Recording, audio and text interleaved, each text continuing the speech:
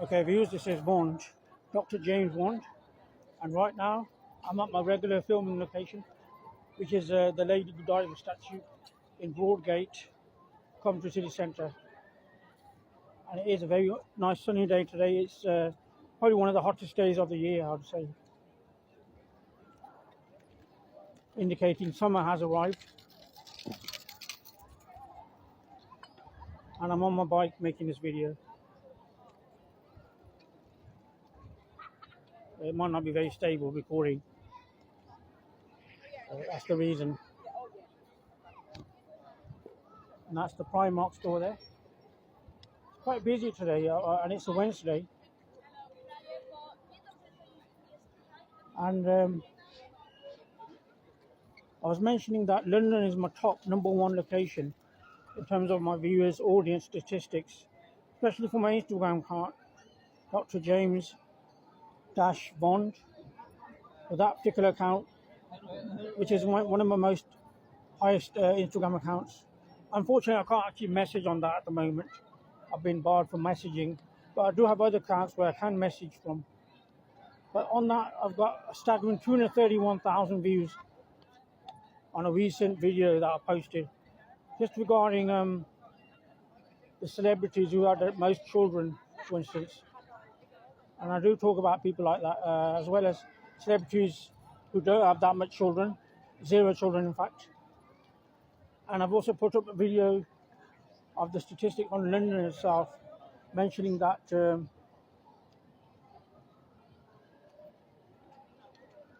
that the city of London itself,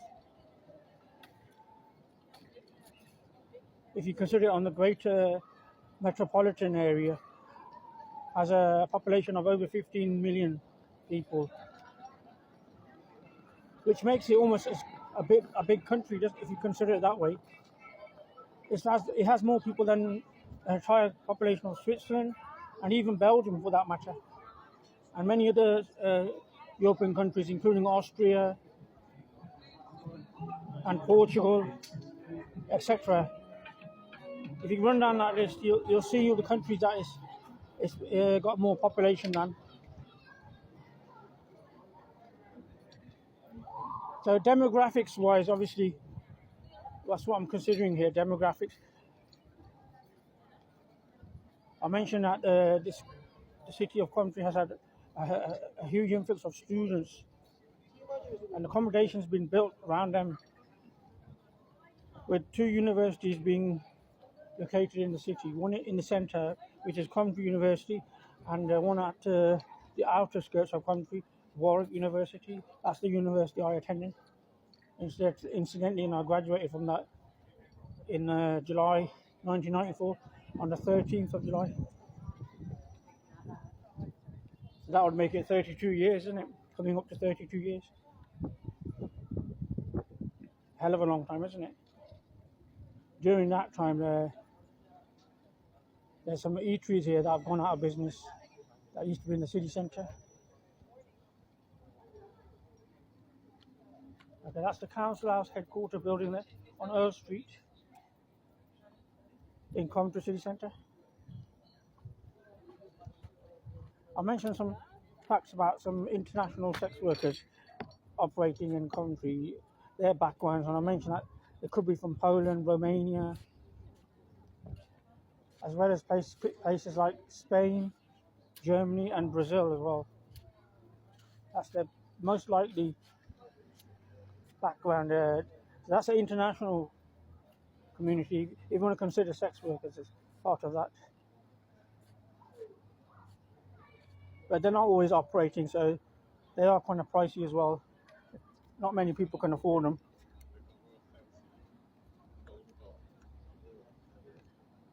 I can just about afford this bike, and at the moment I haven't even got an e-bike. And like I said, I don't even have my car anymore. Second-hand car's gone. Failed MOT last year, back in May 2025. That's the Peugeot 207 SW, which I used to take all the way to Europe on day trips. I'm usually back the next day, but I get a lot of scrutiny there at the customs, especially from Eurotunnel, the Lee shuttle service. Their customers were at Folkestone were terrible. always used to search my car. I'm obviously profiled because I'm a single person going out and returning. They ask me all sorts of really unwelcome questions that I don't really, almost like interrogation, where you've been, why you've been, what was the purpose, etc. And have you got any videos of the places you visited? And how much money are you carrying on you? So personal questions, it's none of their business, really speaking, where they even ask those questions. It's really kind of rude if you ask me.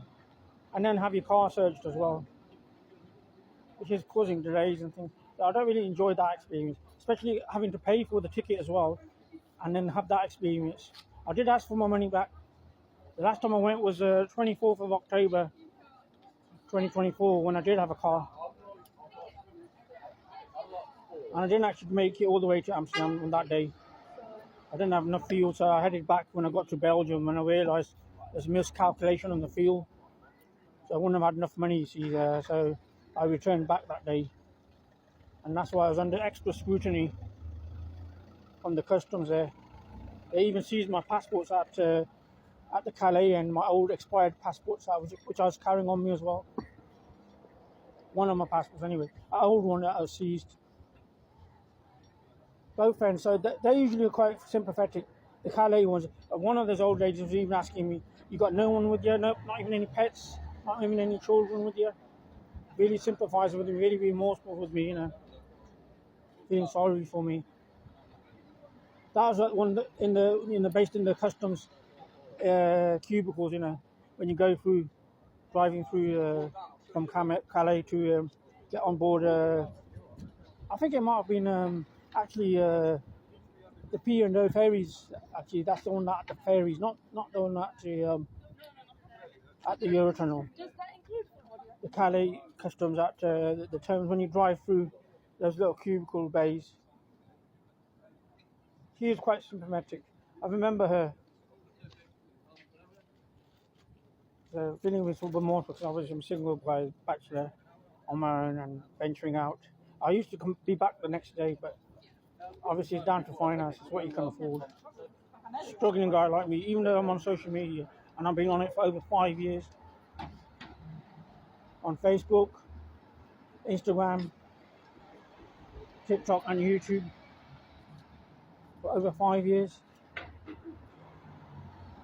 I haven't really been rewarded financially. So that's why I always put my bank details, giving people the option if they do want to pay, help me out, send some money over maybe. That would my costs. Any amount, would be helpful to me, obviously. So it's appreciated. So like I said, I used to be back the following day, and that's all I could afford. But nowadays, I don't go out anyway. I'm almost like a prisoner in the country. I can go to London, that's about it. And I made some videos in London. I visited, if you can recall, I visited the Harrods store, luxury store in London, as well as the Albert Embankment, Tesco and places like that. I can only do that now and then. Obviously I have to save up for that now. That's just a coach trip for me. So obviously my movements are restricted. I'd like to mention something for the government. I think the government, they should consider giving people the option of hiring a car, and the government helps with their insurance costs. It's similar to like when you have a car accident, the insurers usually step in if you've got that cover on your policy. Courtesy car, for instance, in the event that your car's undrivable or if it's not roadworthy or not repairable at the site. In that event, usually the insurers give you that option where you can get a free courtesy car. Or if you got breakdown cover, like RSC breakdown, which I had, I actually got offered a car then, and on 2 occasions actually, I used it to my advantage. It was quite useful. Onward Travel is called, on RSC breakdown cover. It even covers hotel stay if in the event your car's a breakdown, unrepairable at the site, or if it's declared a write-off or something. So that's very useful. Obviously, and I had RSC breakdown, and That's how I was able to hire a car from, I think it was Stansted or Gatwick Airport. Gatwick Airport, it might be, or Stansted. I picked up a car. I got a taxi, which is part of the deal as well. Took me to the airport, and then I collected my car and drove it all the way back. A Nissan Juke, which was collected the following day by the car hire company. So my point here is, if they can do that, if those RSC breakdown cover companies can do that, I think the government should be able to do that. They should be able to step in, offer you a courtesy car, like myself. And obviously they can recall those cars if they need repairs, like obviously every 3 months or 6 months or a year before the annual MOT expires. I would recommend that the government should step in, introduce a scheme where people could just hire a car, especially on low incomes, on welfare, dependency, minimal income, kind of just surviving on that sort of fashion. They should be able to offer them that sort of help, I think. Not just people on invalids, on those little buggies and which don't require a driving license. Not just those, but they should be able to help people hire a car and pay for the insurance. All I would have to pay then for is the petrol, the fuel, the diesel, if it's a diesel car, or fuel. If it's electric car, obviously the electric. That's all I'd have to pay for. And that's all I should be able to, charge for. They should be able to charge me like that. But not insurance costs. That should be paid for by the government, I think. But that's the help the government is providing. And you see, people with limited finance, struggling on finance. That's what I would recommend. So if there's a message there, if there's anyone in the government, they want to maybe they want to collaborate with a different international government, maybe different governments, European governments, they could also get involved, make it an international thing, So it's like when you get European cover. That's why I had European cover. So when my car broke down in Europe, obviously I had hotel stay as well at the IBS in Belgium, St. Nicholas. So that took care of my accommodation, my breakdown cover. And on the way back, I went on the P&O as a foot passenger, but I got there by a taxi, which is also covered by my breakdown cover onward travel. So what I would recommend is something similar to what those companies can offer, but instead of the car being returned in a day, it should be kept with them until they can buy their own car. So if I manage to buy another car, then obviously I just need to hand that back in until you can afford to buy a car of your own. So that's what I would recommend. So if the government's listening, or anyone member of the government, if they want to maybe come up with a scheme like that, and obviously your petrol costs, your fuel costs will depend upon how much you travel. The more you travel, obviously the more higher your fuel costs. That's the only cost that will be incurred, or should be incurred, on customers like me, for instance. That's the scheme I'm looking forward to, if they can do something like that. Because at the moment, RSC can do that. Your insurance brokers, they can do that to some extent. They can give you a courtesy car until your car's repaired or something.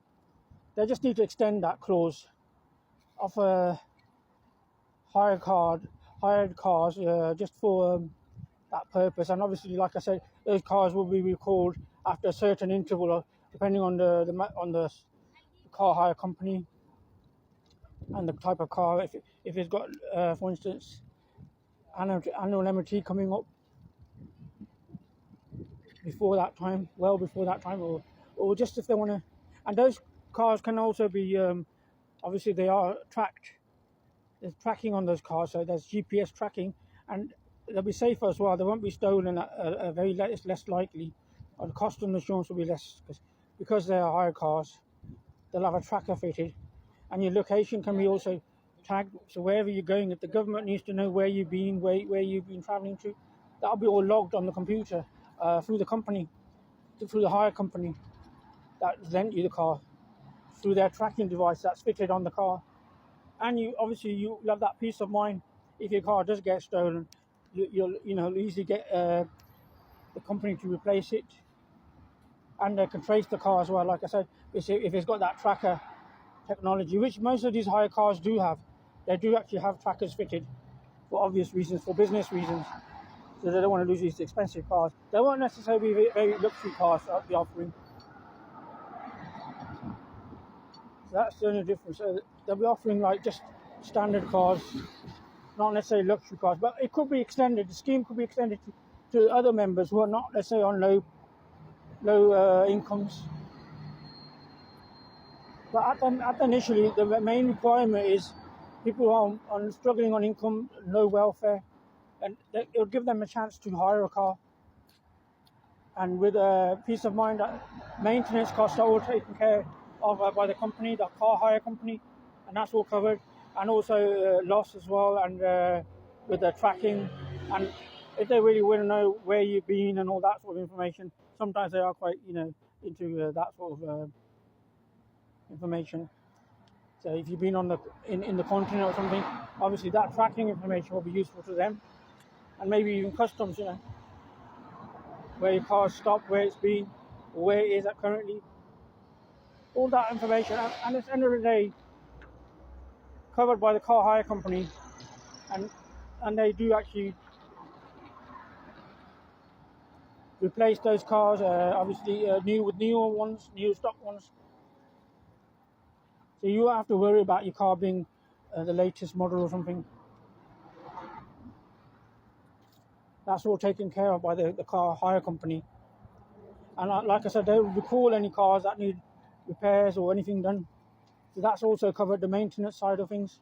The only thing you have to worry about would be, like I said, the fuel costs. If it's electric, obviously electricity, and it's petrol, obviously if it's a petrol car, or diesel if it's a diesel car, etc. That's what I'm trying to get the government to do at the moment. So if the government could do that, that would be really excellent. So at the end of the day, we're just paying for the fuel. That's all it should be. No worries about maintenance and insurance, and obviously their companies will insure their cars. So that's all taken care of as well. I would welcome a scheme like that. And obviously you would be deterred in terms of distance, mileage. The more you travel, obviously the more fuel you require, so you'd have to pay for more fuel